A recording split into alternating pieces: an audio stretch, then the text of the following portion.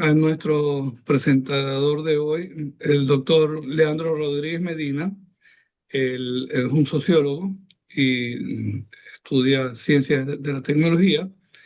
Tiene un PhD en sociología de Cambridge, en Reino Unido, maestría en epistemología de la Universidad Nacional de 3 de Febrero de Argentina, máster en filosofía de la State University of New York, en New York State, y es licenciado en Ciencias Políticas de la Universidad de Belgrano, en Argentina. Disculpe, doctor Rodríguez, que hoy por defecto en la presentación la pusimos en inglés como siempre, pero qué bueno tenerlo aquí, qué bueno oír la ponencia en español, porque aquí esta es una universidad donde apreciamos y damos soporte a las actividades totalmente bilingües. Esta es una universidad bilingüe.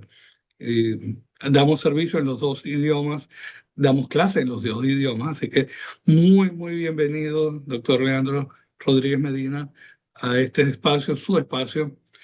Eh, Vamos a empezar de una vez. Pueden compartir la pantalla si quieren, si tiene Perfecto, sí, slides. sí, Ok, sí, voy a sí, compartir. Solo ok. denme un minutito que quiero. Vamos a.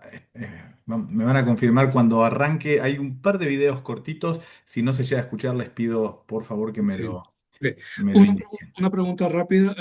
¿Está de acuerdo con que grabemos la Sí, presentación? sí, Ok, sí, sí. ok, perfecto. Gracias, muchas gracias. No, de nada.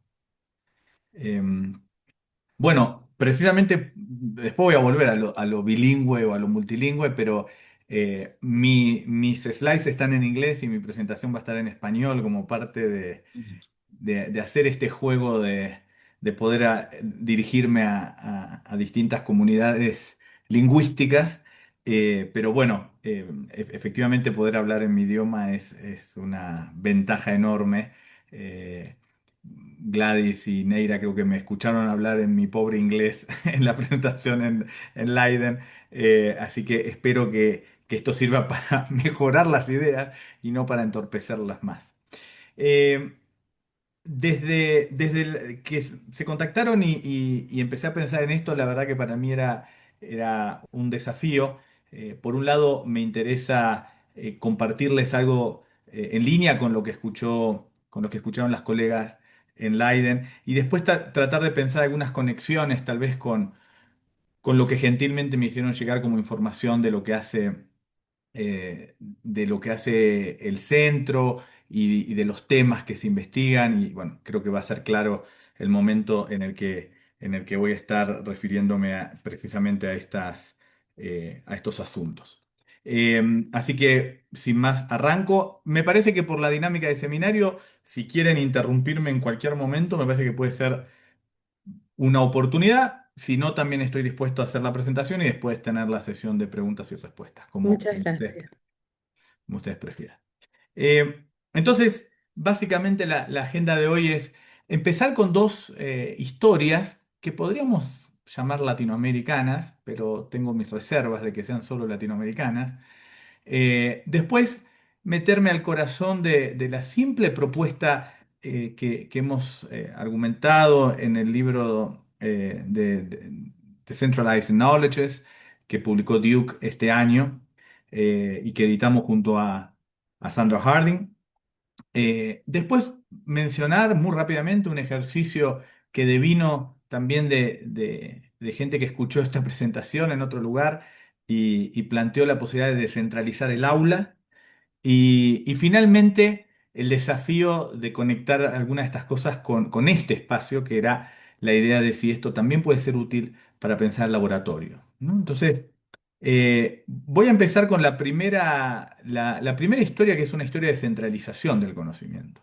Y son las historias que en general cuando las escucho entre que me duele y me molestan. Y creo que va a quedar claro a lo largo de la presentación por qué. Tiene que ver con la adquisición del archivo García Márquez por parte de la Universidad de Texas en Austin. Quiero compartirles brevemente un video que para mí habla a las claras de el valor que tiene la centralización epistémica, que voy a definir en un minuto, eh, por qué sigue siendo un asunto importante esta centralización.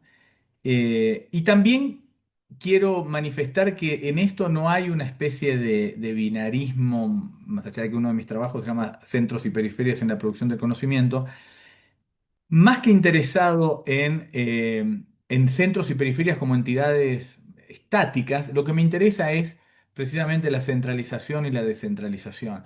Y lo que quiero ver si puede quedar claro es que lo que normalmente entendemos por periferia juega un papel importante en la centralización a veces, ¿no? O sea, no es solo una especie de monstruo que está en el norte global y que se va fagocitando lo que está lejos, sino que hay en ese sur global, en esa periferia, en esos márgenes también infraestructuras y prácticas y personas que contribuyen de una u otra manera a ese proceso de centralización. Y después vamos a ver un poco el mecanismo inverso. Pero para contar esta primera historia colombiana, me gusta este pequeño video del propio Harry Ransom Center en la Universidad de Texas. Si no se escucha, díganme.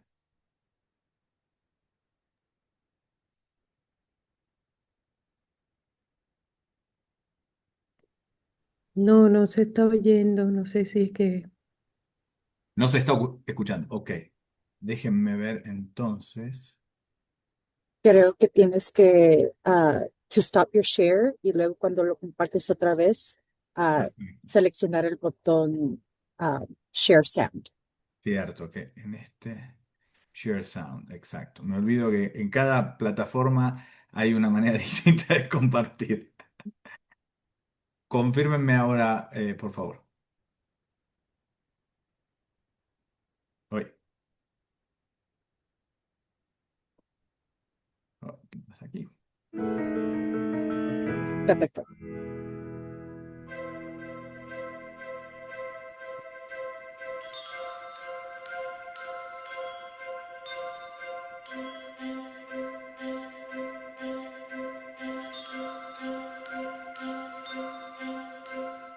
Garcia Marquez is widely viewed as one of our finest 20th century novelists. He's achieved a very rare thing in that he enjoys that high critical regard, even as he also delights and inspires ordinary readers. The Harry Ransom Center is an international research center and museum. We're delighted to have been entrusted with this collection, and we look forward to years of serving the research community that will draw from it. We really think of the University of Texas as a one-stop destination for Latin American studies. We have a powerhouse of resources, of faculty, of student programs focused on Latin America. This archive gives us the opportunity to set the tone for the kinds of relationships we want to nurture and build between the University of Texas and Latin America that are based on mutual respect and shared interests in the scholarly and educational endeavors that we're both pursuing.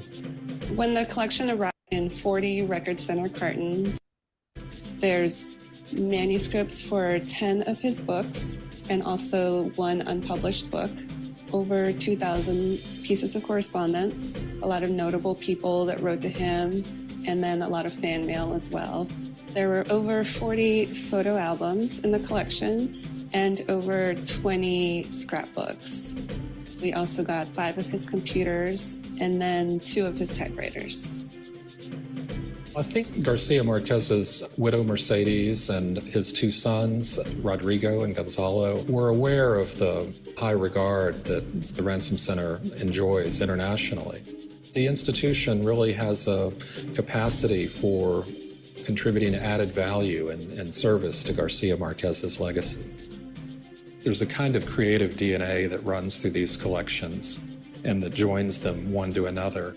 And I have to think that Garcia Marquez himself would be very pleased to review the shelf and see that his own archive is residing alongside papers of James Joyce and William Faulkner, or the great writer Borges.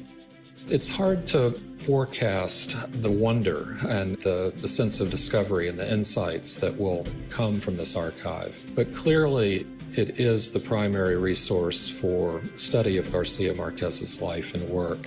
And it's not just housed here, it's given expression, it's given life here. Me disculpo porque el video sigue después de esa página del manuscrito. Digo, con imágenes de quienes están hablando, pero veo que hay un problema del video, así que me disculpo con eso. Lo bueno es que el audio continúa y va al punto al que voy a retornar en un minuto, que es, creo que cualquiera que escucha esto dice, a ver, la universidad se compró hasta 2 máquinas de escribir de García Márquez. O sea, ¿qué quiere hacer?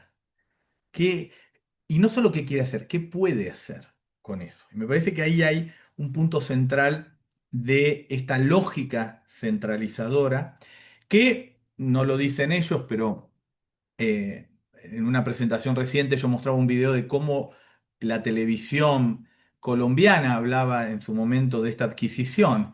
Y entonces dice, lamentablemente el gobierno de Colombia lamenta no haber adquirido esta colección, pero bueno, sí mantenemos en la Biblioteca Nacional la medalla Nobel y una máquina de escribir con la que escribió Cien años de soledad. Y creo que hay en esta primera historia varias de las cosas que a mí me interesan, ¿no? Cuando el director del centro dice, "This is a powerhouse", creo que hay algo muy interesante en esta idea de que el archivo llega a un lugar que tiene lo que yo llamo capacidad de absorción epistémica. O sea, para mí lo que define en parte los centros y las periferias es la capacidad de absorción epistémica. El centro tiene capacidad de absorción epistémica, no solo me refiero a comprar archivos, a invertir económicamente, sino precisamente a lo que hacen con el archivo. Cuando este archivo se adquirió, ese mismo año hubo una conferencia internacional sobre García Márquez. Ese mismo año se crea un visiting fellowship para que vayan académicos y académicas a investigar sobre el archivo. Y hay alrededor de todas estas oportunidades un tema central para mí, que es que se requiere esta materialidad para disparar una serie de procesos que son fundamentalmente epistémicos.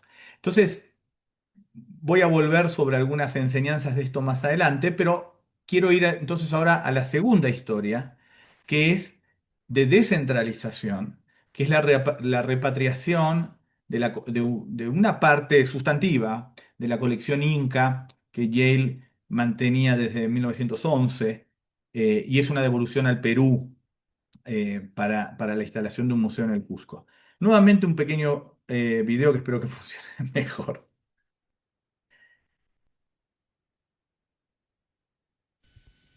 More than 4,000 artifacts from the ancient city of Machu Picchu are returning to Peru. On Saturday, representatives of the Peruvian government and Yale University agreed to recognize Peru as the owner of the historical artifacts. Peru demanded the collection back last year, saying it never relinquished ownership when Yale scholar Hiram Bingham III rediscovered Machu Picchu in 1911. After his discovery of Machu Picchu, Bingham became the first recipient of a National Geographic Society archaeological grant. He went on to lead 3 expeditions back to the site in 1912, 1914, and 1915, eventually exporting more than 4,000 artifacts, including mummies, ceramics, and bones. Yale responded to Peru's demands with a proposal to split the collection. Negotiations broke down and Peru threatened a lawsuit. Under the new agreement, Yale and the Peruvian government will co-sponsor an exhibit that will travel internationally, showing objects from Bingham's expeditions in Cusco and Machu Picchu, as well as dioramas and multimedia presentations developed by Yale. The Peruvian government plans to construct a new museum and research center in Cusco, with advisors from Yale acting as consultants. The artifacts will remain on display at the museum at the end of the tour. Manuel Flores of the Historical Center of Cusco congratulated the Peruvian government and Yale University for reaching the deal. The return of these archaeological artifacts after almost 100 years is for us a challenge in terms of taking preservation efforts forward and safeguarding our patrimony. This means, for example, creating a museum based on consensus and the efforts of all Peruvians, businesses, and institutions. The new museum is targeted for completion by 2010. Under the agreement, Peru will share with Yale the right to continue investigating the Machu Picchu research collection. The ruins at Machu Picchu, located on a mountaintop above a lush valley southeast of Lima, are Peru's top tourist attraction. Lo que me pareció interesante de la historia de esta recuperación, es toda interesante, es políticamente interesante, geopolíticamente interesante, llegó a incluir incluso en las negociaciones que se empantanaron hasta que se recuperó la posibilidad de repatriar las piezas, llegó a incluir la mediación de un profesor de Yale, que es un expresidente de México, Ernesto Zedillo. Fueron instancias que demandaron incluso digamos, niveles judiciales en Estados Unidos. Pero lo interesante para mí es que este equipo que recuperó la parte de la colección fue capaz de producir investigación de punta, investigación que de hecho terminó cuestionando parte de lo que los equipos de Yale habían dicho, especialmente sobre los orígenes del poblamiento de Cusco. Encontraron que el poblamiento fue antes de lo que se pensaba, así que cuestionaron el conocimiento aceptado sobre el tema y lograron que el equipo de Yale, que hasta entonces era el propietario y quienes manejaban estos materiales, validaran este descubrimiento. Es decir, descubrimiento cae sobre este equipo, un equipo internacional, pero que entre sus miembros tiene a este grupo de científicos peruanos trabajando en Perú.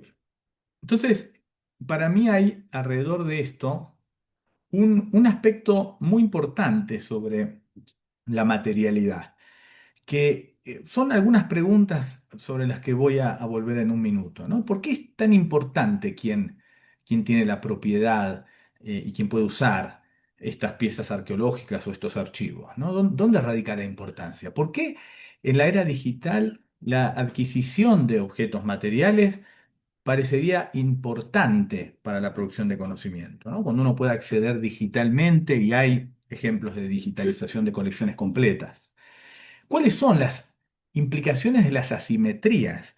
Para que usted se dé una idea, Yale intentó, en negociaciones entre Yale y el gobierno de Perú, o sea, esta es la asimetría de la que hablo, Yale le puso condiciones como el tipo de museo que tenían que hacer y el acuerdo de colaboración con científicos de Yale que había que firmar. Es decir, las asimetrías no me refiero solo que por un lado hay un país, por el otro lado una universidad, sino que la universidad es más importante que el país en estas negociaciones.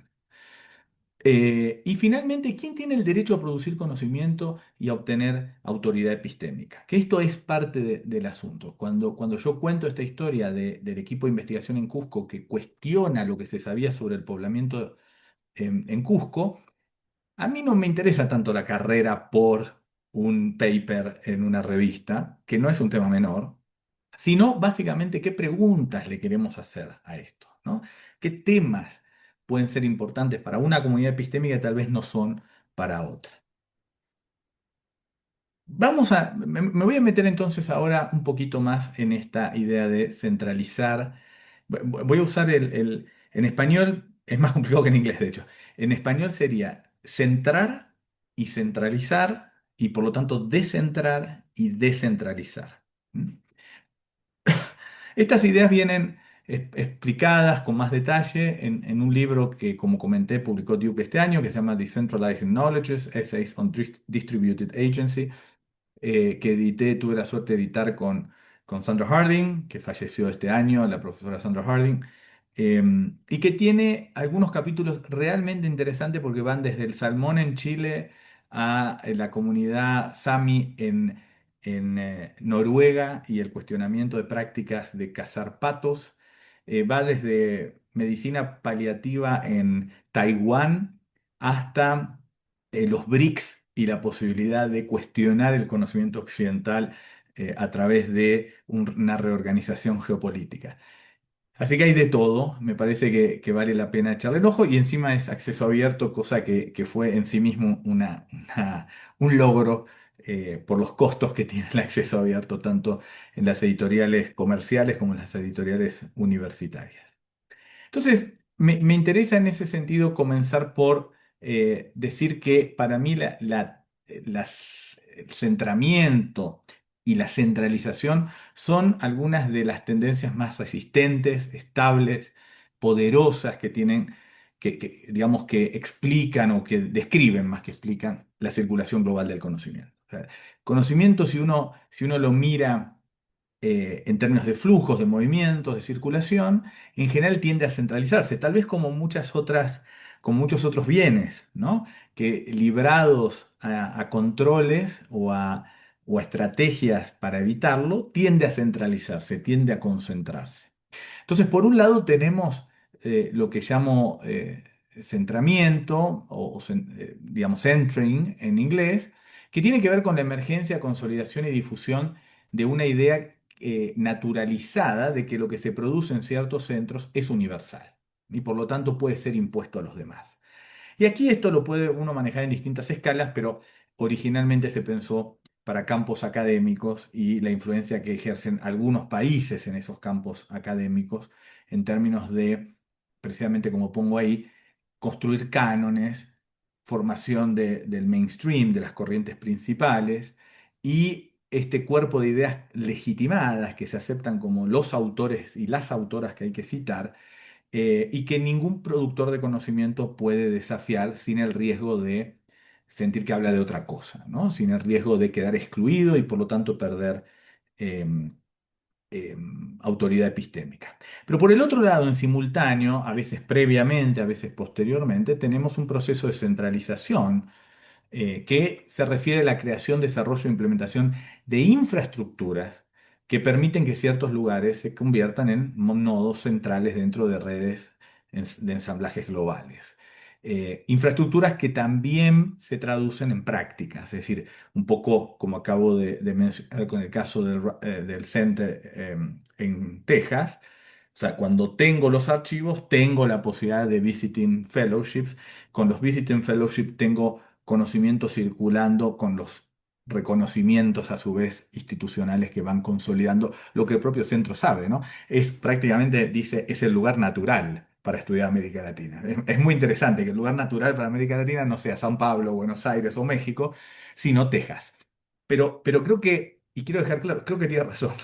En esto yo quiero ser bien crítico de la condición periférica. No soy en general un digamos, un apologista de la periferia.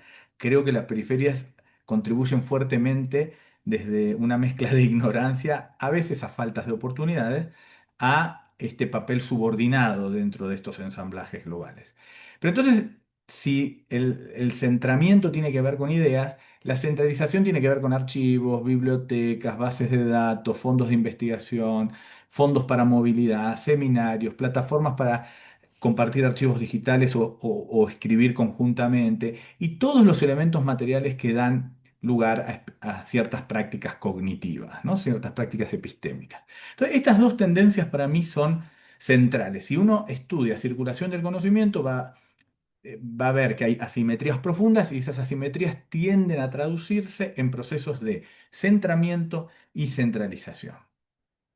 Pero parte de lo que exploramos en el libro es precisamente que lo que consideramos, digamos, lo difícil, lo contrahegemónico, pero por lo tanto muy inestable, es la idea de que los patrones de circulación deberían orientarse hacia el descentramiento y la descentralización. Es interesante porque en términos de centramiento yo creo que ha habido aportes sustantivos a lo largo de las últimas décadas, ¿no? Empiezo por el feminismo, los estudios decoloniales, los estudios críticos de raza, o sea, hay una idea de que ese canon recibido, transmitido intergeneracionalmente, requería una revisión profunda. ¿Sí? Entonces, en ese sentido, hay nuevas ideas, cosmovisiones o teorías que se van cuestionando, ¿sí? A partir de contribuciones desde el margen o desde los márgenes, se van hibridizando los cánones, se van exponiendo las limitaciones de ese conocimiento de corriente principal, cómo no queda adecuado a cierta realidad más allá del lugar de enunciación. Y uno de los efectos principales es la idea de provincializar lo que alguna vez fue universal. Es decir, esta idea, uso aquí la expresión de un filósofo historiador, Chakrabarty, de un libro muy interesante, se llama Provincializing Europe, cuya tesis es precisamente esa, hace ya más de 20 años, ¿no? La idea de que el conocimiento europeo deje de ser universal para ser europeo, con todo lo que eso significa y reconociendo que el conocimiento europeo tiene importancia global, indudablemente, por el papel que jugó Europa, pero no por una especie de característica inherente al conocimiento producido en París, en Londres o en Berlín. Del Doctor otro, Rodríguez, sí, discúlpeme que lo interrumpa, pero todavía discúlpeme mi ignorancia, pero todavía no estoy muy clara entre la diferencia entre decentering and decentralizing. bien, trataría de ponerlo así, claro. Decentering tiene que ver con ideas. Decentralizing tiene que ver con infraestructuras y prácticas. Estas dos cosas, ahora voy a mostrar que si yo hago jugar a las dos como variables, se arma unos cuatro escenarios distintos que tienen características que pueden servir para distanciar un poco. Pero eh, durante un buen tiempo, lo voy a tratar de poner así, si uno mira quién ha descentrado el conocimiento, por ejemplo, en términos de estudios decoloniales, uno piensa en alguien como Spivak. Spivak es una decolonialista india, profesora de Columbia. El giro decolonial en buena parte de lo epistemológico, por ejemplo, lo llevó adelante Walter Mignolo, profesor de literatura en Duke University.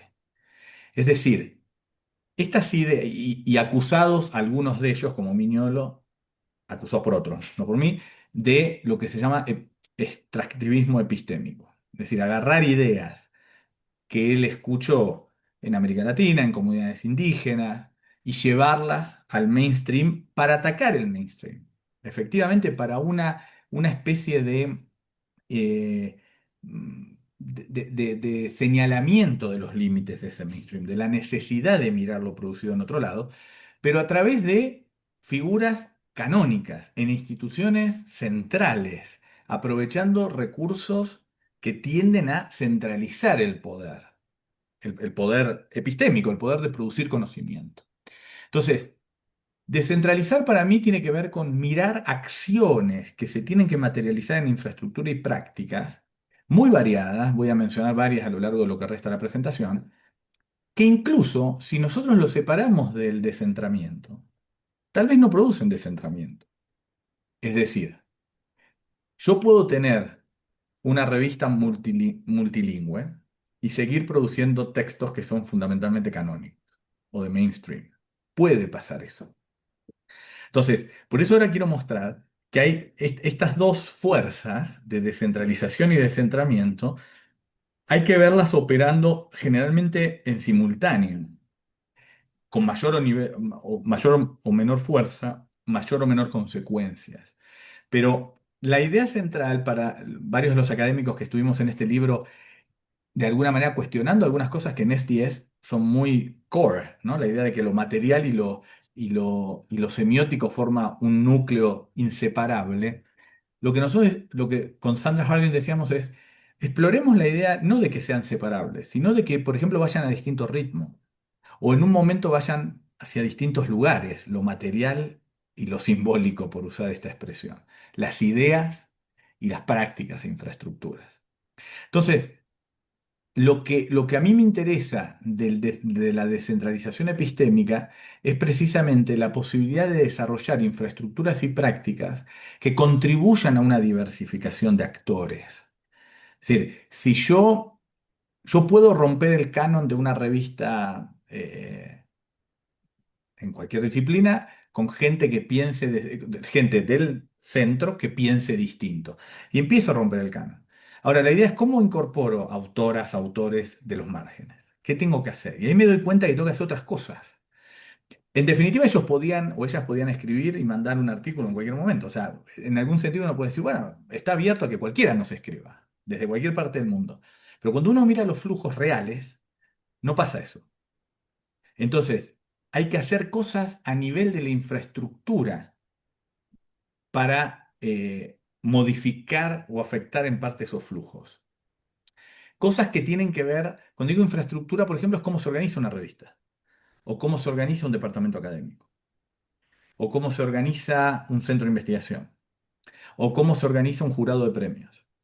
Es decir, hay en las prácticas y en las infraestructuras una oportunidad de producir una diversificación que eventualmente podría llevar a una diversificación de ideas, a un desafío a ese canon. Insisto, tal vez no inmediatamente, tal vez no rápidamente, porque muchos de los que trabajamos en las periferias reproducimos el canon, reproducimos el pensamiento de corriente principal, pero en la medida en que tenemos cabida dentro de estas infraestructuras y dentro de estas prácticas, hay más chances de que en algún momento alguien diga, ok, pero yo desde América Latina escribo así, ¿no? Entonces, nosotros teníamos con Sandra Harding, nosotros lanzamos una revista que se llama Tapuya, Latin American Science, Technology and Society, y teníamos discusiones sobre la estructura de los artículos. Entonces Sandra Harding me decía, no podemos tener artículos literarios, o sea, artículos... Y entonces ella misma se atajaba y decía, recuerda que soy una filósofa analítica de mediados del siglo XX, formada en un departamento de filosofía analítica de hombres blancos que piensan que el conocimiento es así. Entonces yo decía, bueno, yo vengo de un continente donde las ciencias sociales tienen una larga tradición de escritura ensayística. Y entonces, aún un buen artículo de sociología de la tecnología, por ejemplo, que uno puede pensar que es algo relativamente duro y cuadrado, va a poder tener un estilo ensayístico. Entonces ella me decía, bueno, a ver, pero si nos llega algo así, vos te tenés que encargar de encontrarle introducción, metodología, revisión de literatura, conclusiones, o sea, si tiene todo esto, pero lo tiene de una manera extraña, vamos para adelante. Si no lo tiene, no va. Y yo le decía, bueno, a ver, yo estoy formado en Inglaterra, en Estados Unidos, en Argentina, en Estados Unidos y en Inglaterra. Así que a mí no me molesta la estructura canónica de un artículo. Y te prometo que voy a salir a ver si está todo eso en un artículo que tal vez tiene un estilo muy ensayístico. Pero de nuevo, la discusión ni siquiera era del contenido, no era de qué teníamos que publicar, si textos feministas, si textos de colonial, era sobre la estructura del artículo. Y para mí eso tiene que ver con estos procesos de descentralización, de permitir que actores que están en los márgenes y que al estar en los márgenes frente a ese mainstream tienen un estilo de scholarship diferente, tengan cabida en ese mismo estilo. Es decir, claro que esos académicos pueden intentar escribir un artículo estándar, ¿no? Con la típica estructura. Pueden hacerlo. Pero si nosotros queremos abrir el juego a estos actores como sujetos epistémicos plenos, tenemos que aceptar que van a ir desafiando algunas de las cosas que se nos hacen más central de nuestra manera de producir conocimiento. No sé si queda un poco más claro o si Sí, sí, no, muchas gracias. de nada. Mm. Yo creo que tal vez este gráfico puede tratar de poner otra vez una especie de mapa, ¿no?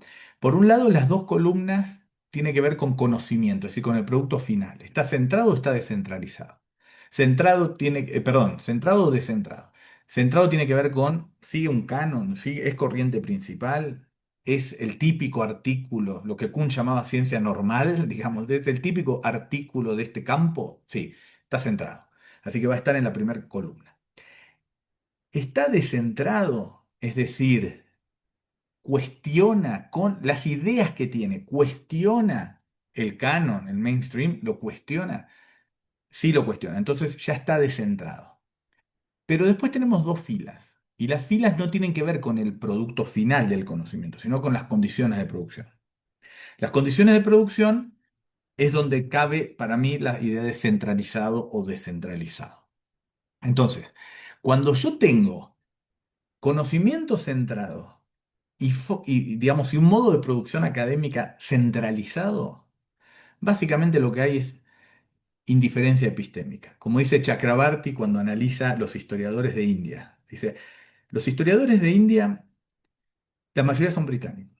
Cuando uno escribe un trabajo sobre historia de la India, no puede dejar de citar a los historiadores británicos. Pero uno lee a los historiadores británicos, no tiene ningún problema en ignorar soberanamente a los historiadores de India.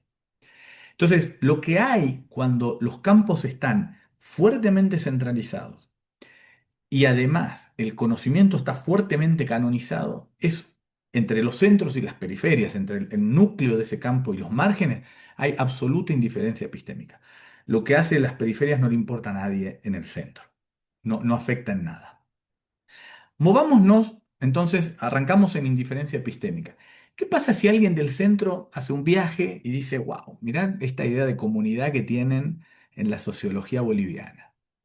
Está buena. Esto cuestiona la idea de comunidad que tiene la sociología alemana y francesa, que son las que tradicionalmente definieron qué es comunidad en la antropología y en la sociología. Entonces tenés algún académico o académica que desde alguna posición del centro empieza a tomar estas ideas para cuestionar ese canon. Pero lo hace en un modo de producción centralizado todavía, donde lo que cuenta es no solo lo que estás diciendo, que ya empieza a mostrar los límites del canon, empieza a hablar desde la periferia, pero lo hace desde las instituciones centrales. Es decir, necesitas a estos voceros y voceras que dicen, miren lo que se hace en Bolivia, ¿no? Spivak diciendo, miren la reflexión desde India sobre esto y los estudios subalternos o Mignolo, o puedo mencionar varios más, pero no quiero tampoco poner a veces nombres y apellidos a algunas cosas. Bueno, eso es para mí extractivismo epistémico. Es decir, lo que hay ahí es un grupo de actores poderosos ubicados en los centros que tienen la capacidad de ir a las periferias a tomar ideas, hacer este extractivismo epistémico que es ir a sacar algunas ideas sin mayor importancia por las condiciones de producción de esas ideas. En el libro hay un capítulo maravilloso de la filósofa Linda Alcoff sobre extractivismo epistémico en particular, donde ella da varias características de ese extractivismo epistémico que me parece relevante. Por una cuestión de tiempo no voy a entrar ahora, pero si después la conversación va para ahí, lo puedo mencionar. Ahora, si volvemos a esta indiferencia epistémica donde el centro ignora lo que pasa en la periferia, y en lugar de ir sacándole ideas a la periferia, lo que hacemos es decir, no, a ver, vamos a hacer alianzas con los académicos de la periferia, vamos a abrirnos a los académicos de la periferia, a las instituciones de la periferia.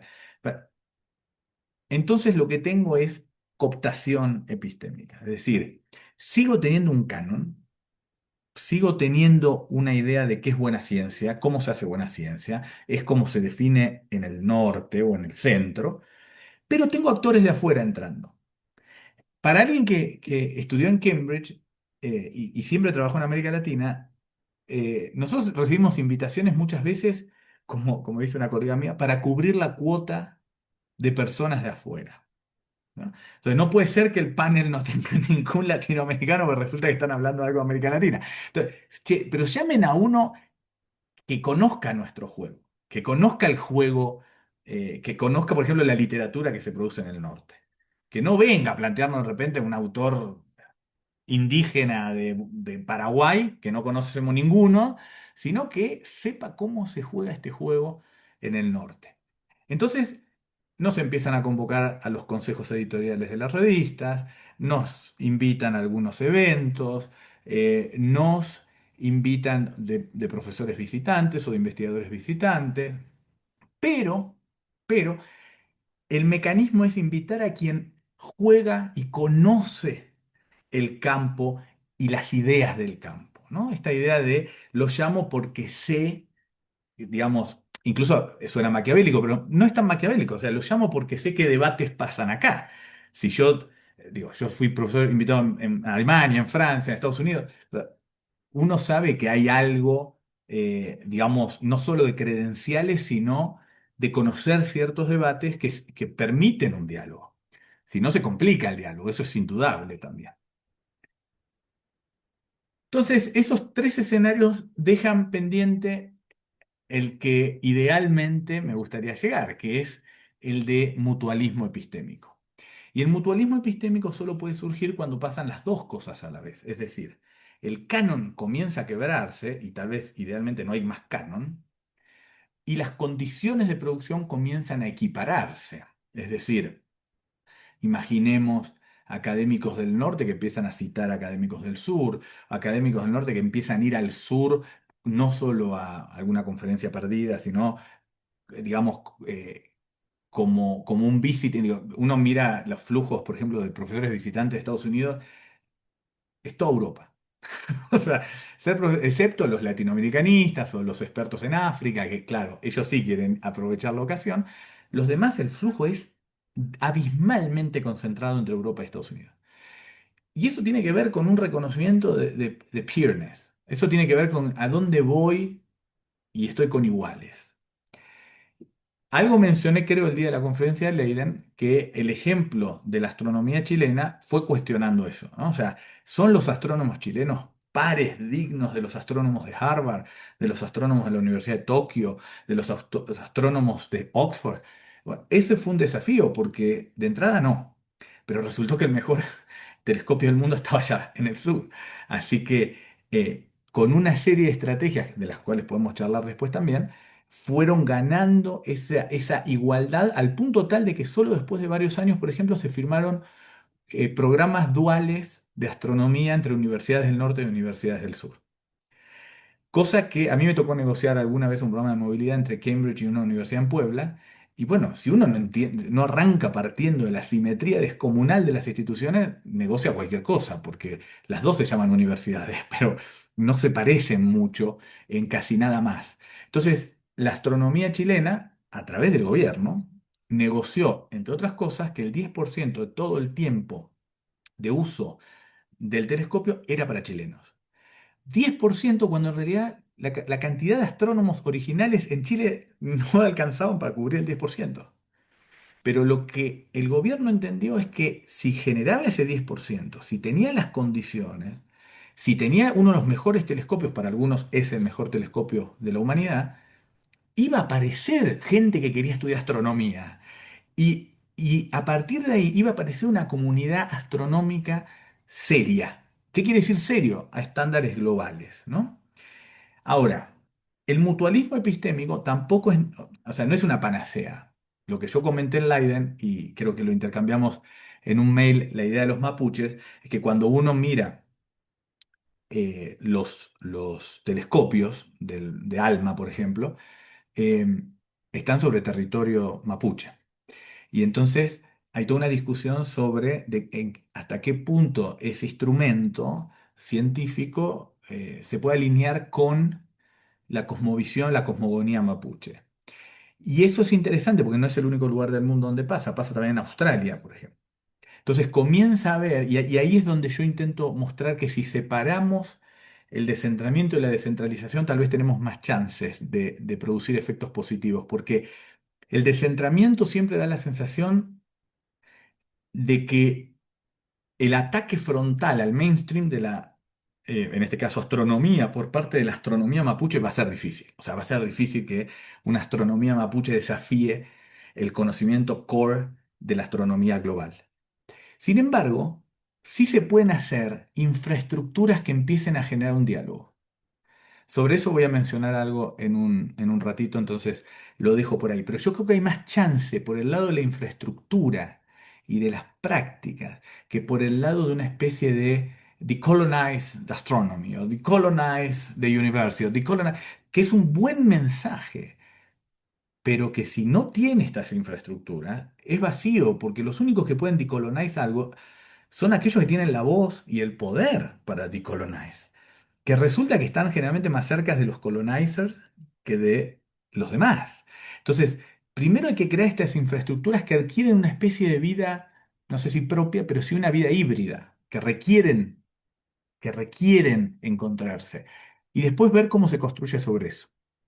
Pero quiero volver a eso en un minuto y contarles que la experiencia, esto de descentralizar y descentrar, llevó a una invitación de una colega alemana que trabaja en Francia, en el CNRS, y me dijo, un día me dice, ¿cómo sería descentralizar el aula con tu marco?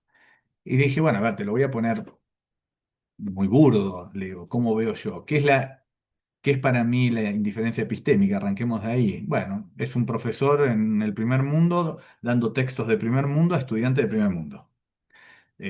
Aún de un tema donde el tercer mundo ha hecho contribuciones. Teoría de la democracia, ella es socióloga. Teoría de la democracia, teoría de los movimientos sociales. O sea, todo esto, el tercer mundo ha hecho, digo, yo puedo hablar por América Latina, ha hecho contribuciones sustantivas que un estudiante francés no debería ignorar. Pero los profesores franceses ponen textos franceses para hablarle a alumnos franceses. ¿Cuál sería la posibilidad de un extractivismo epistémico? Que ya es un poquito mejor. Bueno, es el estudiante y el profesor todavía franceses en Francia, pero resulta que agarran algunos textos producidos en otras partes del mundo. Entonces comienzan a tomar esas ideas, seguramente textos que estén en francés, que hayan sido traducidos, que en Francia hayan tenido cierto impacto. Evidentemente ahí hay un filtro, pero el filtro permite decir, che, están estas ideas que se produjeron en México en la década del 70 sobre movimientos sociales y que cuestionan la idea de Turén de movimientos sociales que tenemos como hegemónica en Francia. Ese es el camino que va de la indiferencia al extractivismo. Si nos movemos de la indiferencia a la cooptación, invertimos el orden, es decir, puede haber estudiantes y profesores de distintas partes, profesores invitados, estudiantes internacionales, pero solo leen textos canónicos, solo leen los textos centrales. Entonces, sí, tenemos un aula en Cambridge con gente de 7 nacionalidades, pero leemos teoría política británica. Esto es lo que yo llamo cooptación epistémica, porque tenés gente metida en el proceso, ya tenés tal vez profesores visitantes, ya tenés alumnos internacionales, pero lo que tenés es una discusión dentro de un canon, dentro de un conocimiento que es centrado, que está jerarquizado. Y le dije, bueno, y después tendríamos un aula descentralizada, que ¿qué sería? Profesores y alumnos de distintos lugares, pero con textos de distintos lugares. Entonces me dijo, vamos a hacerlo. Y desde el año pasado, la Universidad de Brasilia, la Universidad de Estrasburgo, y yo estaba en Chile el año pasado, la Universidad Alberto Hurtado, este año estoy en México, en la Metropolitana, este año en la Metropolitana, descentralizamos el aula. Es decir, tenemos una clase donde yo, mis alumnos y yo, los alumnos de un colega que se llama Stefan en Brasilia y sus alumnos, o sea, sus alumnos y él, y esta colega alemana que enseña en Francia y sus alumnos, nos encontramos todos, es un problema logístico, es un problema por donde lo mires. Y este año sumamos además una colega de Sudáfrica. Así que tenemos 3 continentes, afortunadamente Sudáfrica y Francia no están tan desalineados de tiempo. Hay 7 horas con México, hay 3 horas de diferencia, 4 horas con Brasil. Están las lenguas involucradas, francés, portugués, español y este año inglés por Sudáfrica, pero el año pasado que no había nadie de Sudáfrica, igual hablamos en inglés. Pero los textos los dimos en los idiomas originales. Yo di 2 textos en español, este colega brasileño dio 2 textos en portugués y dejamos que los alumnos hicieran lo que tenían que hacer para entenderlos. Nosotros no le simplificamos la tarea, ya sea de copiar y pegar en alguna inteligencia artificial o de dárselo a algún amigo que lo pudiera leer y comentarlo, lo que fuera. Entonces, lo que estamos tratando es que la experiencia de la discusión de un tema, elegimos como tema la idea de pueblo y democracia, eh, porque dentro de todo a varios nos interesa el peso creciente de las derechas en el mundo. eh, lo que intentamos es que estos alumnos cuando terminen no tengan una idea de que el único autor que define la derecha es Mood en Francia o que es Laclau en Argentina o en Latinoamérica. Queremos que vean diferencias, matices, cuestiones que tienen que ver con la lengua. Este colega brasileño pone un texto muy complejo donde lo lingüístico es clave y él se ve obligado a contestarle a los alumnos de Francia y de habla hispana con muchas explicaciones de por qué la autora decide esos conceptos, que son conceptos inventados por ellas, donde fusiona palabras. Y nos parece que esa incomodidad es parte de la clave. O sea, que nadie salga cómodo. El canon genera una comodidad, el canon genera una especie de falsa idea de orden, de falsa idea de jerarquía, que nosotros en este ejercicio intentamos cuestionar, ¿no? El año pasado salió aceptablemente bien, lo seguimos ajustando, pero insisto, está lleno de obstáculos que tienen que ver con lo logístico, con las infraestructuras y las prácticas y nuestras instituciones también. Y entonces para terminar hoy y abrir el juego a los comentarios, mi idea era ver un poco sobre, ¿y el laboratorio? ¿Tiene sentido pensar esto para el laboratorio? Entonces, bueno, lo primero que es necesario mencionar es que el laboratorio es un lugar central de la construcción de autoridad epistémica, ¿no? En STS, por lo menos, los trabajos más clásicos de este campo, de Science and Technology Studies, como los de Latour, los de Karin North-Cetina, los de Michael Lynch, van mostrando cómo el laboratorio no es solo un lugar físico, sino una especie de dispositivo centrípeto que logra concentrar materiales, instrumentos, financiamiento, personal calificado y al final credibilidad, ¿no? Y todo lo que viene asociado. Entonces, el laboratorio se convierte de alguna manera en el lugar desde el cual el conocimiento es hecho creíble, y otros actores se convierten en proveedores de datos o eh, brindadores de elementos, pero no sujetos epistémicos. O sea, hay una distancia ahí central, no solo en el laboratorio, eso quiero dejarlo claro, pero en el laboratorio donde esa asimetría epistémica es fundamental.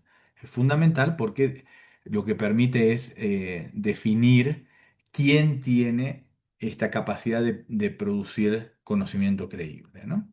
Entonces, ¿qué podría significar descentrar y descentralizar el laboratorio? Bueno, de nuevo, solo como repaso, descentrar tiene que ver con mostrar que la autoridad científica no es universal, sino situada histórica y socialmente, y descentralizar tendría que referirse a nuevas infraestructuras de tal manera que esa autoridad pueda ser redistribuida, ¿no? Entonces, desde construir laboratorios en las periferias, permitir el control localizado de comunidades del diseño de investigación, de las agendas, de los materiales, crear infraestructura de colaboración sur-sur o periferia-periferia, si estamos hablando al interior de un país, por ejemplo, permitir a las comunidades que normalmente son tratadas de informantes convertirse en coproductores de ese conocimiento, con todas las ventajas y responsabilidades que lleva a ser productor de conocimiento, comprometerse a hibridar el canon, ¿sí? Mezclando las epistemologías que aparezcan en el mainstream con lo que vaya surgiendo de esos grupos más periféricos, eh, provincializar enunciados que se presentan como universalistas, tratar de oponerse a lógicas extractivistas donde los grupos no centrales simplemente proveen datos, y promover de alguna manera este mutualismo epistémico que tiene que ver con que de alguna manera desde el laboratorio se reconozcan las formas de producir ese otro conocimiento, ¿no? Entonces, pensando en esto, me topé con algunas iniciativas, algunas tal vez las conocen. Una es el Fab Lab, que fue eh, creado por el MIT eh, y financiado originalmente desde el MIT. Ahora el financiamiento eh, eh, es más amplio a partir del Center for Bits and Atoms del MIT, y básicamente es una comunidad creativa abierta de fabricantes, artistas, científicos, ingenieros, que está en más de 100 países y que mueve en red 1.750 laboratorios, ¿no? Digo, ahí pongo la página web, después les puedo compartir y dejar la presentación si sirve de algo, pero la idea es precisamente que la tarea de manufactura, son laboratorios orientados en este caso, orientados a la manufactura, tenga una presencia concreta en todos estos países, no sea solo una virtualidad. E incluso si entran a la página, da hasta planos de cómo hay que hacer el setup de los laboratorios en varios lugares, ¿no? Eh, Tenemos también esta iniciativa de Human Heredity and Health in Africa, donde también hay, en este caso, iniciativas que están lideradas por científicos africanos y pueblos y comunidades en África, y que tienen que ver, por supuesto, con temas de salud. eh, y la idea es ir construyendo lo que normalmente en cierta literatura se llama capacity building, la construcción de capacidades, que yo creo que es un concepto que necesita parte del vocabulario adicional que estamos proponiendo, ¿no? Porque no es lo mismo construir, replicar un laboratorio del norte en África que hacer un laboratorio que responda a una agenda africana nada más, o que esté hecha con científicos y las virtudes y problemas que pueda tener depender de una comunidad académica local. Es decir, hay muchas cuestiones alrededor de esta idea de construcción de capacidades, pero que indudablemente está conectado con esta construcción de capacidades, ¿no? Otro ejemplo es el de unos laboratorios urbanos financiados desde Europa. Eh, Estos que menciono tienen cuatro principios guía, pero uno central es que están en el medio, dice, de la vida urbana. O sea, estos laboratorios tienen que estar en las ciudades que estudian, no pueden estudiarse desde la distancia, ¿no? Y entonces eso genera un tipo de vinculación que excede el hecho de que es un edificio en el medio de una ciudad, sino que pretende de alguna manera trabajar a esa escala, ¿sí? Del vecindario, de la zona más micro, podríamos llamar, y desde ahí producir cuando se puede, algunas cuestiones más de escala. Entonces, esta es otra iniciativa. Y el que había comentado Leiden, que era el de la astronomía chilena, que aquí ven desde algunas charlas que se dan, algunos libros que aparecen, algunas jornadas, que van desde el Día de la Astronomía, que fue una decisión entre el gobierno y la comunidad, a proyecciones de películas, pero como ven, se hacen desde el gobierno y desde el ALMA, desde el telescopio, pero que claramente tienen que ver con la cosmología y la astronomía mapuche en una igualdad de condiciones, por lo menos en estas prácticas. Eso lo quiero dejar claro. No soy inocente en esto, no están equiparados. Eh, de hecho, todo lo que lograron los astrónomos chilenos, que es enorme, para equipararse con astrónomos de otras partes, digamos, lo relativo a las comunidades mapuches está en sus inicios, en el mejor de los casos, y por supuesto que a medida que los gobiernos cambian de gobiernos más progresistas a gobiernos de derecha y todo, tiene tendencias de ida y vuelta, ¿no? Pero una iniciativa, por ejemplo, es que todos los años ALMA, el telescopio, lanza un programa de fondos concursables para comunidades indígenas que están en el territorio del área donde está el telescopio, que comprende 9 pueblos y 9 aylus. Y ese grupo decide digamos, qué quiere desarrollar. Entonces, en este caso, por ejemplo, uno de los premios tiene que ver con la implementación de termopaneles para una población. Y de nuevo, esto es un acercamiento, esto es una estrategia, esto es PR puro.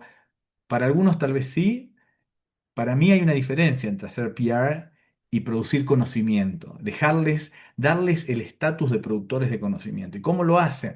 Bueno, concursan por fondos, es decir, las mismas dinámicas que tenemos los científicos, concursan por fondos, los que ganan tienen que llevar adelante un proyecto, tienen que mostrar resultados, es decir, hay un equiparamiento de los sujetos como sujetos epistémicos de pleno derecho.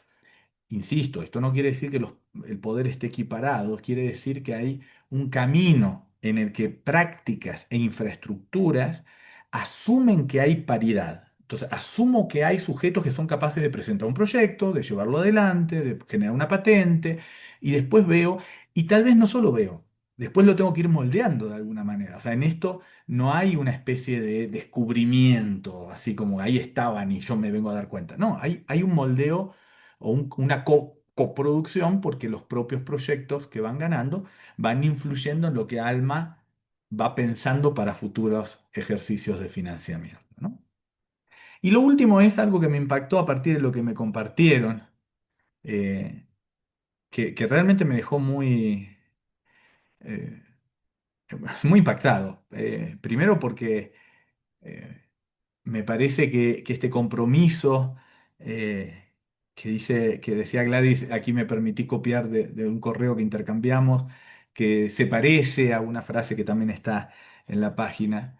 Me parece que hay un genuino interés en descentrar y descentralizar, ¿no? Y eso, por mi objeto de estudio, todo ejercicio en esa línea me parece, primero interesante y después me parece éticamente valorable. Eh, y entonces sentía como que toda esta charla no tenía mucho sentido, sino como que no podía decir nada práctico para el centro. Pero tal vez estoy diciendo cosas que ustedes vienen haciendo, eh, pero me hicieron pensar la página, que por momentos la verdad me conmovió, cuestiones de la memoria de la gente, de la manera en que han mantenido las voces de la gente. Eh, Digo, bueno, ¿y cómo se puede descentralizar para hacer más poderoso todo esto, ¿no? Para ganar agencia finalmente, ¿no? Entonces pensaba desde alianzas interdisciplinarias, pero también nuevas publicaciones. Cuando nosotros lanzamos Tapuya con Sandra Harding, fue muy interesante porque otra filósofa de la tecnología muy famosa, que se llama Donna Haraway, alguna vez dijo que el proyecto en el que Sandra Harding mejor manifestó su idea de un conocimiento postcolonial y feminista fue esta revista, ¿no? Esta revista desde América Latina y a la vez que crea puentes con otras comunidades epistémicas en el este de Asia, por ejemplo, en África y también en el norte. Y me parecía interesante porque yo nunca había pensado, o sea, de entrada mi idea de una revista nueva era más en los términos más canónicos, ¿no? Y tratar de hacerla bien desde América Latina. Y con el correr del tiempo se ha vuelto más bien un agujerito en el mainstream de STS y no solo un agujero en lo que se piensa, sino un agujero en las prácticas. Entonces nosotros hemos pedido a la editorial, por ejemplo, Taylor Francis, que es una de las grandes, uno de los 5 grandes editores del mundo, que cuando un artículo no está listo por razones de idioma, nosotros no usemos reject como categoría, sino incomplete, que quiere decir que lo tenemos que trabajar todavía. Y como revista aceptamos que hay un trabajo lingüístico para que finalmente aparezca en inglés, y con un inglés con un estándar internacional. Y la publicación, así como eso, cada artículo va a un revisor en el sur y a un revisor en el norte. Y tratamos de que los dos le den a las autoras y autores un feedback desde sus comunidades epistémicas, desde sus tradiciones. Eh, y a veces generan diálogos muy interesantes entre los autores y los reviewers, porque te llegan comentarios de por qué no trabajó este autor de Bangladesh y vos decís, porque ni lo conocía. O sea, ayúdame a identificar por qué debí conocerlo y tratar de aprender, ¿no? Premios es otra manera a veces no tan cara de reconocer el camino en el que uno quiere situarse. Algunos fellowships particulares que permitan y que me da la sensación de que algunas cosas de estos con artistas han hecho y que en algunas experiencias de descentralización han sido muy potentes. Los artistas tienen esta capacidad de tocar otras fibras, no las cognitivas nada más. Y entonces a veces las acciones de estos fellowship terminan teniendo un impacto más allá del que uno esperaba. Alianzas con centros de política pública, que también habla de interdisciplinariedad, pero en pos de influir, aunque sea en lo más micro, en términos de toma de decisiones. También me impactó, o sea, yo leía el comentario de Gladys, esta cita que yo tomé, decía, wow, en Ciencias Sociales un artículo que hable de la necesidad de pensar una enfermedad como el Alzheimer a la luz de estructuras de opresión, sería sería una bomba en parte, ¿no? Sería una bomba. Entonces, creo que también cruzarnos de disciplina y publicar en revistas de ciencias sociales, digamos, concentraría una atención que podría derivar en otras formas de ir cambiando lentamente la producción del conocimiento. Alianzas internacionales, por supuesto, con áreas similares a este county que a través de la página web que me compartieron veo la magnitud del problema que están abordando y lo excepcional, por un lado, frente a la media, ¿no? En cada uno de los temas y que me imagino que los pone por momentos cercanos a la realidad de países del tercer mundo, eh, por- empezando por México, con quien comparten frontera, ¿no? Pero incluso otros, y que me parece que de nuevo ahí puede haber cuestiones interesantes que no puedo anticipar. El problema con la descentralización es que a uno se le ocurren ideas, pero no puede anticipar qué va a pasar.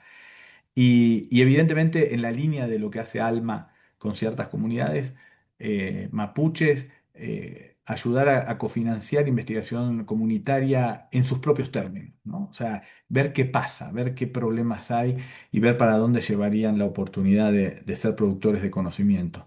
Me gustó algo que decía la página web de que le dieron algunas herramientas para grabar y para hacer un recording de las experiencias de la pérdida de memoria. Me parece que en eso hay muchísimo potencial de ver también por qué la gente querría hacer eso, ¿no? Qué tipo o sea, no solo como colaboración, como citizen science, sino también en términos de otras dinámicas de producción de conocimiento, de saberes y de relaciones, finalmente, de relaciones sociales y de relaciones afectivas. Muchas gracias, sé que hablé mucho, pido perdón, pero genuinamente le doy las gracias por esta ocasión.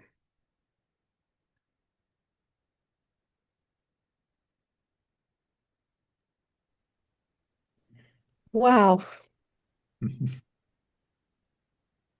muchísimas gracias, de verdad que espectacular. eh, la reflexión muy profunda y este último slide con sugerencias y aproximaciones, le he tomado desde ya una foto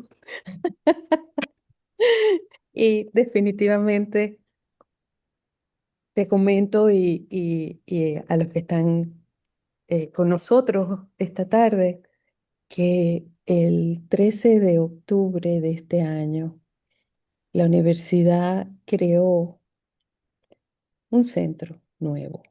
Se llama, me dijeron, ¿qué nombre le quieres poner? Entonces yo dije, memory. Tiene que tener la palabra memory. La universidad dijo, no, eso parece poético. ¿Por qué no le pones Alzheimer's and Neurodegenerative Diseases? Y le digo, pero es que eso está muy complicado. ¿Y cómo le vamos a poner el nombre de una enfermedad a un centro? Bueno, para que la gente sepa y vaya. Total, que tuvimos ese debate y quedó en Memory and Aging. Y la sorpresa que apenas ha pasado un mes, ¿verdad? Es que estamos inundados por un lado de solicitudes y eh, de preguntas, interés, de filosofía, por un lado, y por otro lado, de ingeniería. Wow. Porque yo dije que dentro de las metas era eso de aging in place, ¿no? Que todo el mundo quiere envejecer en su casa, nadie quiere que lo estén mandando. Entonces, como que los ingenieros les sonó a que ellos podían contribuir a eso. Y ahora yo me digo, pero todavía con los filósofos tal vez pueda tener un diálogo, pero con los ingenieros, o sea, se me fue, ¿no? Y esto que estás planteando me parece, eh, me parece que nos está pasando y no me doy cuenta hasta que lo veo, ¿no? En lo que has dicho y comentado. En particular, el hecho, y te voy a pedir que por favor comentes lo de la asimetría, ¿no? En management hay varias teorías de cómo manejar las asimetrías y una meta es que a la final los dos, tanto de asimetría de fit, como dice, bueno, que es complementaria porque este hace sociales y este hace física. Otros dice que realmente es asimétrica en términos de poder. Esta es grande y esta es pequeña y la mayoría de las relaciones son casi combinadas, ¿no? Y conversando yo con mi partner que está en una universidad más grande, que es la Universidad de San Antonio, la Universidad de Texas en San Antonio, conversando sobre esto, le digo yo que la meta para nosotros es profundizar en nuestras verdaderas fortalezas. Y ella me dice, no, la meta debe ser que se conviertan en nosotros, algo como nosotros. Y claro, si nos llegamos a convertir en ellos, pues vamos a tener mucho más dinero, pero vamos a ser uno más en el mainstream. Y en ese uno más en el mainstream, a lo mejor lo que tenemos acá de particular no lo vamos a poder aprovechar. Y una cosa que yo originalmente soy de Venezuela, eh, una cosa que yo sentí aquí, es decir, que caí en un sitio desconocido para mí, es la idea que posiblemente viene de la época prehispánica, de que la memoria es colectiva, no es individual. Entonces, hace mucho sentido trabajar la ciudad, la comunidad, la familia, cuando una persona tiene problemas de memoria, que no se puede hacer en una gran ciudad porque la persona está sola. Entonces, me gustaría escuchar tu comentario en relación a este manejo de las asimetrías y si tú piensas que es posible ese proceso de casi transfiguración cuando o es necesario, ¿es posible o es necesario para poder tener un partnership, long-term partnership, cuando tenemos esta asimetría? Yo creo que es una pregunta fundamental. Primero felicito por el centro y sobre todo porque te noto un tono de bienvenida a los ingenieros y a los filósofos, aunque con el cuestionamiento de qué va a surgir, ¿no? ¿Qué puede surgir? Que yo creo que es la actitud con la que uno tiene que moverse en estas ocasiones, porque estamos siempre invitados a casi anticipar los resultados, ¿no? O sea, cuando pedimos fondos y vamos a hacer esto, va a pasar esto, va a pasar esto, como si uno supiera realmente qué va a pasar y la investigación no fuera necesaria, sino que ya sabemos qué vamos a hacer. Y en realidad no sabemos, y encima cuando apostamos más por el proceso que por el producto final, que es lo que la idea de infraestructura y práctica busca enfatizar, es más el nivel de incertidumbre, es más el nivel de dificultad para poder anticipar un resultado puntual. Ahora, atendiendo lo de la asimetría, la revista que nosotros fundamos hace 7 años, de alguna manera, penetró el panorama de las revistas de STS y permanentemente se presenta junto a otras 3 o 4 revistas. Catalyst, que es una revista de la Universidad de California de feminismo y tecnociencia, y el East Asian Science, Technology and Society Journal, como revistas que el mainstream lee, pero no hacen lo mismo que las revistas mainstream, que en mi campo serían revistas como Social Study of Science, Science, Technology and Human Values, Science as Culture. Revistas en las que me ha tocado publicar también y soy miembro, soy editor asociado de Social Study of Science, y soy miembro del consejo editor de Science, Technology and Human Values, que es la revista de la Society for Social Study of Science. Y la idea es que empiece a haber lugar para todos, empieza a haber lugar para revistas que no intentan copiar. Y una de las cosas que hablamos, y va a salir en un handbook de STS Research, que sorpresivamente los editores de las revistas más nuevas, que estamos hablando de hace 15, 20 años, tampoco a veces 7 u 8 nada más como la que yo fundé, los editores no nos sentimos gatekeepers en ningún sentido. O sea, ni queremos llevar nuestra agenda a la revista, ni queremos decir, no, lo que nosotros definimos es lo que el campo tiene que investigar. Hay una especie de postura media extraña y coincidente, yo creo que también hay algo generacional, eh, en esta idea de nosotros no pretendemos ser gatekeepers, pretendemos casi ser siempre la piedrita en el zapato. Y nos gusta hacer la piedrita en el zapato, y resulta que ser la piedrita en el zapato nos pone en un lugar que es lo suficientemente importante para estar ahí y lo suficiente no importante para no entrar en una competencia frontal de métricas, de citaciones, en donde vamos a perder, en donde vamos a perder. Entonces, yo creo que digamos, a mí me interesa estudiar las asimetrías, tal vez estando en América Latina, porque siempre es para mí el punto inicial. Es decir, yo arranco cuando me toca lidiar con el norte diciendo, ok, Leandro, no te tienes que olvidar que hay una asimetría descomunal. Y en realidad nunca eso impidió ni colaboraciones, ni proyectos conjuntos, ni... O sea, cuando yo iba a lanzar esta revista y hablamos con la Society for Social Studies of Science, que tenía dos revistas, una que en realidad es de Sage, pero es de ellos históricamente, Science, Technology and Human Values, y una de Open Access que lanzó la propia asociación, que se llama Engaging Science, Technology and Society. Y yo fui a hablar y le digo, miren, lo que quiero es que simplemente es tener algún vínculo con ustedes, estar afiliada. Bueno, se armó un revuelo porque la figura de afiliado no existía. Entonces, ¿qué quiere decir que la revista está afiliada? No sé, le digo que tienen, que ustedes, si quieren tener un asiento en nuestro board, le podemos dar un asiento en nuestro board, pero como que de alguna manera estamos hermanados, estamos apuntando para el mismo lado. Yo no quiero que me den plata, yo no quiero que me den nada. Entonces tuvieron todas unas reuniones internas del council hasta que decidieron, bueno, vamos a definir una política de afiliación Ah, de instituciones, no solo revistas. Pueden ser centros de investigación, ¿qué quiere decir estar afiliado? Y a mí me parece que esas cosas, claro, cierta noción de poder pura, es poquito. O sea, es poquito, siempre es poquito. Pero a la vez va abriendo juego a que atrás nuestro ya se sumaron dos revistas afiliadas.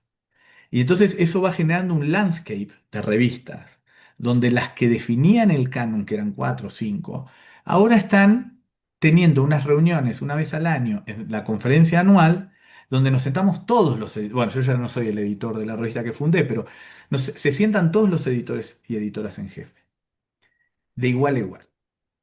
Y las revistas no son iguales. Hay algunas muy poderosas y hay algunas muy poco poderosas, pero se sientan los 10 o 12 y hablan. Entonces apareció una instancia, que son estas reuniones de editores, que no existía antes, porque las 4 o 5 mainstream se veían compitiendo entre ellas todo el tiempo, y que buscan otras cosas. Entonces nosotros con la revista de East Asian, por ejemplo, publicamos el mismo artículo en las dos revistas. Y eso generó un problema, porque la revista, las dos están en Taylor and Francis. Entonces Taylor and Francis dice, ¿qué DOI le vamos a dar? ¿En uno o en otro? ¿Y qué va a decir Web of Science? O sea, ¿quién va a juntar las citas? Y nosotros, los dos editores en jefe en ese momento, le dijimos a la gente de Taylor and Francis, ese es su problema. Nosotros queremos publicar el mismo artículo en dos revistas. Ustedes arreglen esto. Nosotros sabemos qué queremos porque le hablamos a dos comunidades epistémicas distintas. Después empezamos, nosotros publicamos un special issue, East Asian STS lo comentaba. Ellos sacaban un artículo, nosotros le hacíamos el comentario en Latinoamérica. Intentamos siempre jugar con la infraestructura, buscarle el lugar que nos dé un posicionamiento que nos permita una identidad, pero no una identidad en los mismos términos que las revistas mainstream, porque claro, como bien dices, hasta cierto punto uno siempre quiere ser Harvard o uno siempre quiere tener mucho dinero. Pero también con eso viene una posición dentro del canon y del mainstream que tal vez no es la que uno quiere. Y cuando para nosotros creábamos una revista latinoamericana en inglés, ya teníamos ataques por todos lados por que esté en inglés, nosotros decíamos, nosotros no queremos ser mainstream. Nosotros queremos mostrar que la región produce, que la región tiene cosas para devolverle a otras regiones, que hay alianzas sur-sur que valen la pena. Sacamos un clúster sobre tecnologías en África, que alguien nos decía, ¿por qué una revista latinoamericana saca un clúster sobre tecnologías en África? Bueno, porque a veces hay más en común con la gestión de HIV en Nigeria que con el HIV en Dinamarca. Entonces, ¿por qué no? Si un artículo de un danés lo publicaríamos sin problema, ¿por qué no vamos a tener un clúster entero o un special issue sobre tecnologías en África? Si los africanos quieren publicar con nosotros, que ese es el otro asunto. Entonces, creo que hay, las asimetrías tienen que ser eso, como una especie de assumption. O sea, no olvidarlas. Yo siempre digo lo mío, nunca me olvido si soy el menos poderoso de la reunión. Pero aunque sea el menos poderoso de la reunión, yo he encontrado siempre aliados entre varios de los poderosos. Entonces me parece que el punto es que esa alianza tiene que definir una especie de identidad. eh, y que sí, es verdad, hasta cierto punto no tiene que ser muy amenazante para el centro, porque si fuera muy amenazante también seguramente generaría algún problema. Pero me imagino que tal vez para un centro de Alzheimer que tiene 20 veces los recursos del nuevo centro que tiene la palabra memoria, cuando aparezcan estudios sobre memoria, no sé, y otras cosas de la memoria, memoria y espacio urbano, memoria y traumas políticos, memoria, y me parece que eso le va a dar una identidad que los demás, el mainstream, va a ver como un complemento. O sea, como que, ah, mira, esto está bueno, es distinto, está bueno. Y bueno, y creo que ahí hay muchas veces espacios intersticiales muy poderosos. Sí, esa es mi idea, ¿no? Me ha parecido muy buena esa reflexión. Ahora, tú estás ahora en México, comentabas. Ujú. Ciudad de México. Vivo en Puebla, trabajo en la Ciudad de México. Ay, qué linda. ¿Y cómo percibes tú que eres también un extranjero en México, ¿no? Esta receptividad porque México, es decir, la fuerza de la cultura prehispánica no tiene comparación en las Américas, ¿no? A pesar de que de Perú y de otras comunidades, pero realmente la cultura prehispánica mexicana no tiene comparación. Y por eso mismo fue objeto de masacre y de una gran opresión, ¿no? Y bueno, ¿cómo percibes tú, o sea, o has detectado y que has vivido en otros países eh, la situación de México en relación a estas asimetrías y el afrontar, el hacer su propia ciencia? Mira, México está pasando por una etapa interesante y compleja a la vez, porque a partir de 2018, con la llegada del presidente López Obrador, México intentó un giro de ir, vamos a llamar, acercando a la ciencia a la sociedad en un sentido amplio, entre ellos a comunidades indígenas. Reconociendo, como bien dices, que hay un pasado precolombino riquísimo que existe, o sea, que no es solo pasado, no es solo tradición, que existe, que hay matemáticos mayas en la península de Yucatán. Eh, Ahora, lo que yo siento es que México entró en una especie de contradicción y en eso me apena, pero el gobierno de López Obrador quiso hacer un movimiento de la ciencia con el que yo y creo que mucha gente en la academia podríamos estar de acuerdo y simultáneamente recortar recursos. Mm, Y cuando haces esa doble maniobra, el resultado es complejísimo, porque como tenés que recortar y alguien pierde, y si los que pierden es la élite del país en términos científicos, porque vos le estás pidiendo que se acerquen a problemas, como dicen aquí en México, estás tropicalizando su investigación, querés que se orienten a lo local. Son grupos altamente transnacionalizados, que son parte de redes globales, que publican en las mejores revistas del mundo, y que de repente vos le decís, no, no te voy a dar para pagar un APC de una ujú, revista de punta para ponerlo en acceso abierto. Bueno, eso ha generado una tensión muy fuerte y el gobierno, sobre todo el primer gobierno de esta ideología, que fue el 18 a 2024, decidió enfrentar a esa élite con un discurso muy confrontacional. acercando a la élite científica, básicamente a la élite política del país y a la élite económica, ¿no? Como que eran beneficiados de la sociedad en una torre de marfil.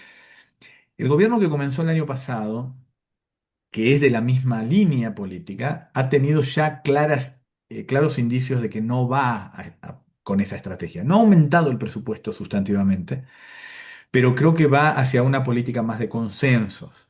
Entonces, hay proyectos, hay nuevos esquemas de financiamiento que hablan de problemas nacionales, donde tenés que bajar tu investigación a acciones puntuales, son presupuestos más grandes, pero no solo tenés que investigar, no sé, el problema del agua en una comunidad, sino contribuir a la solución del problema, literalmente en esa comunidad.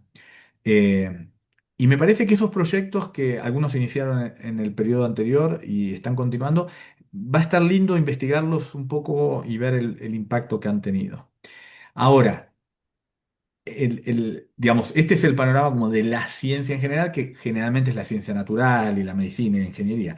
Las ciencias sociales es otra historia en México porque el peso digamos, de lo prehispánico siempre ha permeado en las ciencias sociales. México tiene posiblemente una de las comunidades antropológicas más importantes del mundo, y eso sí, considerando a Inglaterra y a Francia y a Estados Unidos. Sí, sí, sí. Yo tengo colegas gringos en todas las universidades en las que he trabajado, hay colegas gringos en el departamento de antropología, porque no es lo mismo hacer antropología Ujú. desde Nueva York que hacerlo en Cholula, donde yo estoy, donde literalmente querés plantar una planta acá atrás en mi casa y aparecen restos arqueológicos. Entonces, es muy poderoso, y a la vez eso lo ha convertido en una disciplina incluso poderosa políticamente. El Instituto Nacional de Antropología e Historia es un organismo que tiene la capacidad de frenar obra pública, de frenar obra privada que esté, digamos, entorpeciendo investigación arqueológica. Es un órgano muy poderoso. Las ciencias sociales mexicanas, las otras, digamos, la economía, la sociología, la ciencia política, han sufrido la influencia del mainstream occidental mucho más fuerte. Entonces el legado es más fraccionado. Hay que mirar ciertos temas donde el pasado y el presente indígena sigue teniendo influencia, como la idea de comunidad, la idea de violencia, o sea, ciertos temas donde ese legado y esa presencia intelectual, incluso con intelectuales indígenas, sigue siendo fuerte, y otros que de alguna manera se occidentalizaron totalmente, digamos, ¿no? Que entran en dinámicas mucho más globalizadas, alrededor de las conceptualizaciones que se hacen desde el norte incluso en temas donde hay clara conexión con lo local, como el de la violencia, por ejemplo, el de la violencia Ujú. narco. Son temas que uno dice, es difícil entender el tema de la violencia, por ejemplo, por fuera de la cultura mexicana, el problema de la corrupción, el problema de los jóvenes, el problema de las familias. La idea de familia mexicana, yo que nací en Argentina, no tiene nada que ver. Es otra cosa, ¿no? La idea de la muerte, entonces los narcocorridos aquí forman Ujú. parte de una cultura que en Argentina sería incomprensible en principio, pero bueno, porque de entrada la muerte se entiende culturalmente de otra manera en este país. Entonces, hay muchas cosas que me parece que se nutrirían muchísimo de reconocer esa hibridación cultural, y que por momentos uno lee los típicos trabajos que se podrían producir en Madrid o en Ujú. Francia de ciencia política, donde la violencia es definida a la Bourdieu o algún sociólogo eh, digamos, europeo. Entonces, yo creo que es una respuesta compleja porque hay muchos matices de alguna manera. Sí, sí, sí, no, no. Muchísimas gracias y me disculpo con la audiencia que prácticamente llegamos al final del tiempo y nos pusimos a conversar y a charlar y Hablo mucho, perdón. no, no, Fue de verdad. muy bueno, de verdad que sí, que excelente. Hemos aprendido muchísimo y espero que nos des la oportunidad de poder seguir con esta conversación. De verdad que vamos a meditar mucho lo que nos has dicho y una gran resonancia. Muchísimas gracias. Neira, ¿tenemos un slide? Oh, Ok, para seguirlo en español, el próximo seminario de esta serie va a ser el 2 de diciembre, a la misma hora y por el mismo canal. Todavía estamos buscando el presentador, pero... Ya. Tuvimos una Ok. cancelación de Ok. último momento, so estamos ahorita Ok. tratando de encontrar a alguien más. Ok. Ok. Y que esté interesado en el nuevo newsletter de Memory and Nation, aquí está el QR code. También pueden contactarnos, a Neira, cualquiera de nosotros, para ser agregados en el newsletter. Muchas Pero gracias, doctor muchísimas gracias. Rodríguez. Excelente, excelente. Qué bueno ir en estas profundidades, de verdad que sí. Qué bueno. Muchísimas gracias a Muy, ustedes muy y ojalá sigamos agradecidos. en contacto. Ahí me voy a Seguro. sumar al Sí, newsletter en principio. un placer. Muchas gracias. Muchas Muchas gracias. gracias. Muchas Qué bueno. gracias. Hasta luego. Gracias. Hasta luego. Luego.